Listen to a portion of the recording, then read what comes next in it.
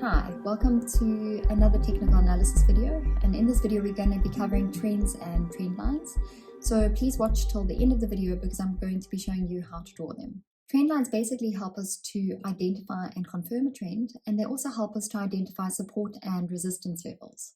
A trend line is basically a straight line that connects two or more price points and continues into the future to predict future support and resistance levels. Many principles that are applicable to support and resistance are also applicable to trend lines.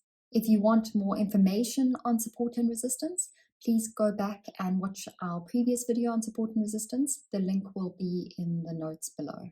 So the goal of a trend line is basically to create a clearer picture than we would otherwise have by looking at individual candles on a chart. And while there is quite a lot of demand for automated trend lines, there's really no substitute for drawing trend lines and learning how to do so on a chart yourself. So let's jump into it. On this chart, you will see two obvious trends, an uptrend and a downtrend. And as you can see, the uptrend has higher highs or higher peaks and higher lows or higher troughs. And you can see this here. The downtrend, on the other hand, has lower highs and lower lows. To plot an uptrend line, draw a line that connects as many of the higher lows of the candle bodies as possible, or as many of the major troughs as possible, because we are looking at supports at increasingly higher levels. To draw a downtrend line, you will connect as many of the major peaks or lower highs as possible, because here we are concentrating on the resistance at increasingly lower levels. So here is an example of a trend line for an uptrend. And I've tried my best to capture the overall upward slope.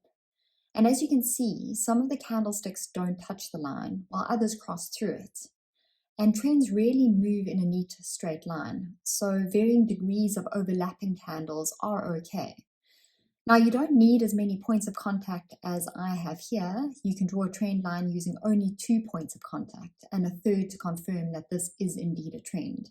But the more points that touch, the stronger the indication of the trend.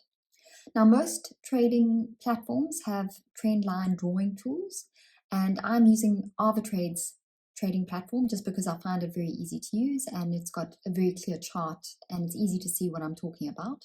If you go to the top of the chart here, you will select the trend line and you will follow the peaks for this downtrend. And there are a few things you can tell from this line. The trend gained momentum as it went, then it slowed down, had slight consolidation, and then the prices started to move above the line, signaling the end of that trend. Likewise for the uptrend, I joined the troughs or support levels, and you could see that it gained momentum as it continued to go up, then it consolidated, and then the trend line continued while the prices moved lower. And so this signaled that the trend may end. So that in a nutshell is how you draw a trend line. They are fairly simple to draw, but they are a very important part of technical analysis and for identifying a trend and confirming a trend. Just some points to consider. You need to let the market guide you. Don't try to draw a trend line where there is no trend. Secondly, you need to join 2 or more points on a trend line and have a third point as a confirmatory point to confirm the trend. And lastly, the more times a line is tested and reverts below or above the trend line, depending on whether you're in an up or a down trend, the more confirmatory that trend is, or the more confirmation you have that that trend is indeed a trend. Thanks for watching. If you have any questions regarding trends or any other trading related questions, please don't hesitate to contact us. Our website is epicscouts.com and you'll find the contact details below.